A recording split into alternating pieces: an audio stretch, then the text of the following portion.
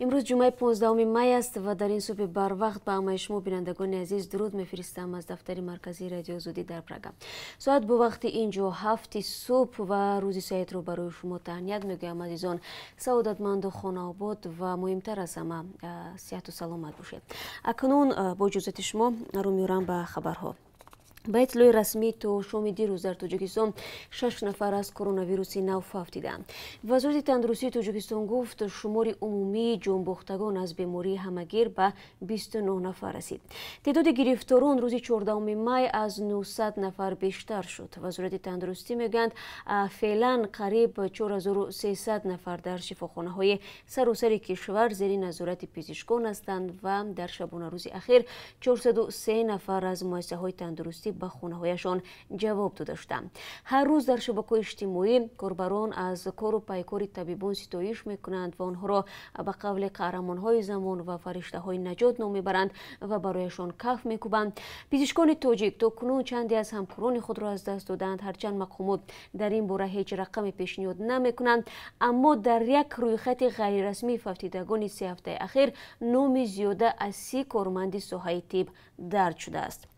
بعضی از دادگاه‌های تاجیکستان با توجه به خطر سرایت کووید 19 برگزاری مرافعه‌ها را کمتر کرده بخش دیگر را به بازداشتگاه موقتی کوچاندند، جایی که گمانبران نگهداری می‌شوند. در این باره به رادیو آزادی چندی از وکیلان مدافع خبر دادند و آن را نمایندگان بعضی از دادگاه‌ها نیز تصدیق کردند، ولی در دادگاه عالی تاجیکستان گفتند که کار به طور معمولی ادامه دارد.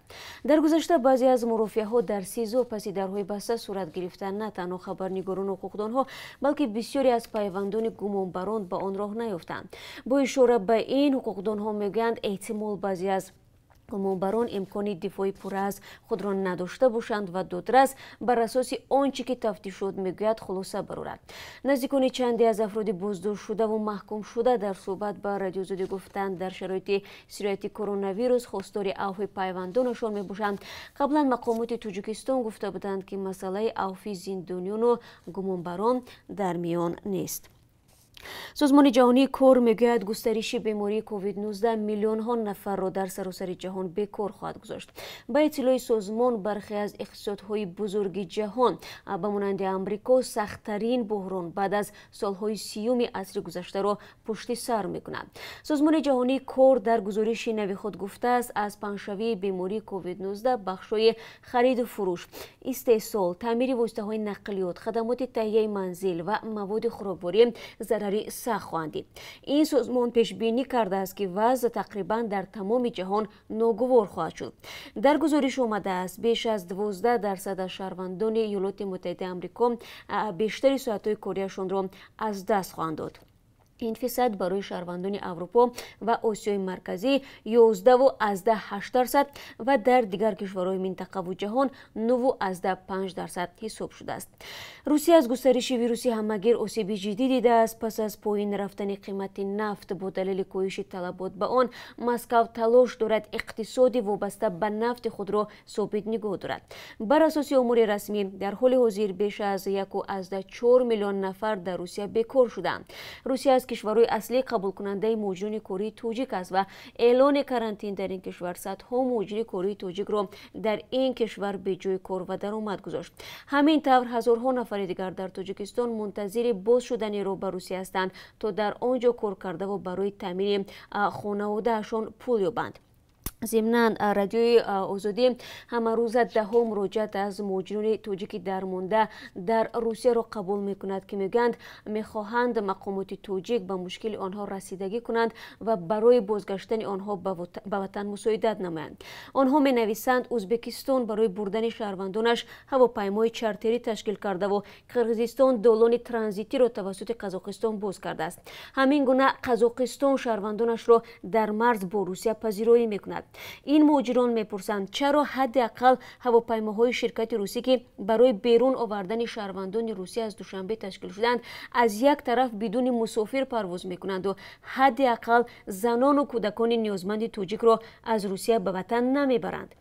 ضمن سفارت روسیه در تاجیکستان اعلام داده است که پرواز نوبتی هواپیمای شرکت یوتر از دوشنبه به مسکو برای بردن شهروندان روسیه روز 25 می در نقشه گرفته شده است. به نوشته سفارت به هواپیما آنهایی را داده می شوند که قبلا در سامانه گوس‌اسلوگ خود را نامنویس کرده و در مسکو و ولایت آن و دیگر مناطق روسیه و جمهوری مردوی زندگی می کنند. گفته می شود کارمندان شرکت یوتر قبل از پرواز سندهای مسافران رو جدی تفتیش خواهند کرد. نرخ بلیط هواپیما 400 یورو برای کودکانی تا 12 ساله باشد 300 یورو مقرر شده است. خب ببینندگان عزیز، بار دیگر یادآور می‌شوم که تا این لحظه ها در رابطه با گشودن مرز و اجازه پروازها به سمت روسیه از تاجیکستان و یا برعکس از روسیه به تاجیکستان خبری نیست. اگر خبری شد ما برای شما خواهیم گفت. خبرگزاری دولتی خاور می نویسد که روز 13 می وزیر مهنت، مهاجرت و شغل اهالی تاجیکستان گلرو جبارزاده با رهبریت و هیئت کارمندان نمایندگی وزارت در فدراسیون روسیه اوید به مهاجرت طریق اسکایپ مشورت کاری انجام داده است. به قول منبع ضمن مشورت کاری مسئله های حفظی حقوق و منفعت های مهاجران مهنتی تاجیک در روسیه در دوره پاندمی، حل سری وقتی مراجعت و مشکلات آنها، هماهنگسازی فعالیت دیاسپوراها و جمعیت‌های تاجیکان برای مساعدت و کمک به مهاجران مهنتی، مساعدت برای با کار تامین کنی مهاجران مهنتی در منطقه این کشور، این چنین تقویت کارهای اطلاعاتی و فرماندهی در بین مهاجران مهنتی بررسی شده است. جایز به تاکید است با وجود آنکه هفته جاری در ساختمان‌ها و کارخانه‌های صنعتی مسکو کار دوباره آغاز شد، اما بیشتر مهاجران تاجیکی در بخش خصوصی فعالیت می‌کردند هنوز گوشه‌نشین و به درآمد می‌باشند. بینندگان عزیز، اگر شما در این موضوع خبر، عکس و یا نوار نادری دارید و یا شاهد یگان حادثه شدید که میخواهید از آن دیگران هم آگاه شوند، پس نوارهای خود را توسط وایبر و یا واتساپ به ما فرستید با رقم 420 724 056 681. این تلفن برای گرفتن عکس و ویدیو است و ما برابر دریافت کردن مواد شما برایتان زنگ میزنیم و تماس میگیریم. ایالات متحده آمریکا 14 می دهشت افکنان گروهی به نام دولت اسلامی را مسئول 2 حمله مرگبار 2 هفته اخیر در افغانستان نامیده از حکومت افغانستان دعوت کرد امکان ندهد روند صلح با طالبان برهم زده شود. به قول زلمه خلیلزاد، فرستاده خاص ایالات متحده آمریکا در افغانستان، بر پایه تحقیقات آمریکا، همپیمان‌های افغانی گروه دولت اسلامی مسئول حمله دهشتبار به شفاخانه کابل و حمله به مراسم دفن در ولایت ننگرهار می‌باشند. بعد این حمله ها که 12 می به وقوع پیوسته منجر به هلاکت کمش 56 کس شده اند، پرزیدنت افغانستان اشرف غنی به ارتش این کشور دستور داد که به عملیات حمله بر ضد طالبان اقدام کنند. او همه گروه‌های جنگجوی را به نادیدگیری دعوت‌هایش و صلح و کاهش خشونت متهم کرد. حالا معلوم نیست که این اطلاعی ایالات متحده آمریکا تصمیم پرزیدنت افغانستان را تغییر خواهد داد یا نه. نهادهای طبی اتحادیه اروپا تخمین میکنند که واکسن کرونا ویروس بعد 1 سال آماده می شود. فعلا در شرایط کرانتین و گوشه‌نشینی 10 میلیون نفر بیکار و بی‌پول مانده. صرف نظر از خطر موج دوم سرایت کرونا ویروس از حکومت‌ها تقاضا دارند که مردم را به کار برگردانند. این هم در حالی است که سازمان جهانی تندرستی میگوید به احتمال زیاد کرونا ویروس هیچگاه از بین نمی رود. روز 14 می در سراسر عالم 4 میلیون و 400 هزار نفر گرفتاری کرونا ویروس بود. شماره فوتیدگان از این بیماری از 300 هزار نفر بیشتر شده است. агентии мубориза бо коррупсияи тоҷикистон занеро боздошт карда аст ки ба қавли манбаъ худро корманди ин агентӣ муаррифӣ карда аз мардум пул тамам мекардааст. расулзода машҳура пардақуловна аз ҷумла ба он муттаҳам мешавад ки моҳи ноябри соли 2019 бо роҳи фиреб ба боварии шаҳрванд собиров даромада худро ҳамчун корманди агентии назорати давлатии молиявӣ ва мубориза бо коррупсияи тоҷикистон муаррифӣ намуда аз ӯ барои ҳуҷҷатгузорӣ кардани қитъаи замини назди авлигӣ дар се ҳолат маблағи умумии 25 000 сомониро гирифтааст. ҳоло дар нисбати боздоштшуда парвандаи ҷиноятӣ оғоз шуда тафтиши пешакӣ идома дорад. وزارت کارهای داخلی تاجیکستان درباره هلاکت جوان 27 ساله در زمینه جنگ و جنجال نوشته است. در خبر آمده است که سنه 12 می سال جاری مرد 57 ساله ساکن جماعت دهاتی رحمان فشاری ترسونزاده با جان جوان 27 ساله ساکن جماعت دهاتی مذکور جنگ و جنجال کرده با کرد یک مرتبه به قفس سینه زده است. در نتیجه جبر دیده جراحت وزنی جسمانی برداشته در جای حادثه به هلاکت میرسد. سپس گمان بر شونده با مقصد دست به خودکشی زدن با کرد یک مرتبه به بدن خودش میزند.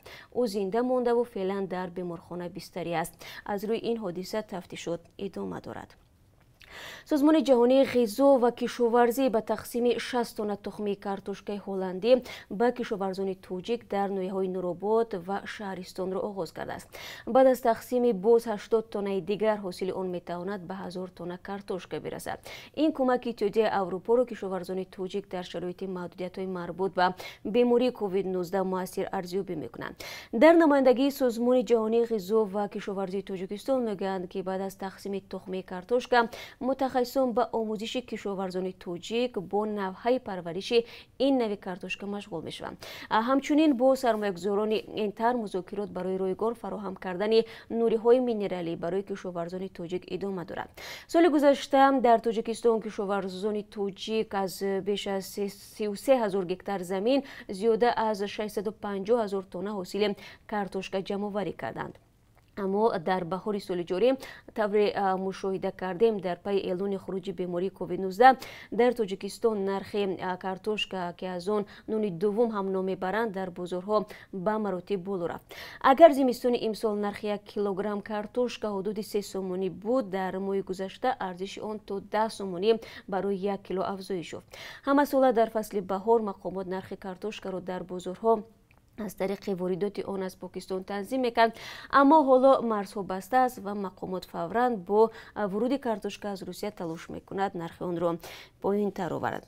و بینندگان عزیز، در پایان صحبت برای شما از خورد اسعار خارجی میگویم که از طرف بانک ملی چنین تعیین شده است: $1 10 سومانی و 26 درم است. 1 یورو کمی بیش از 11 سومانی ارزش دارد. امروز قرب 1000 روبل روسی 138 سومانی تعیین گردیده است که نسبت به دیروز 1 سومانی و 40 درم کمتر می باشد.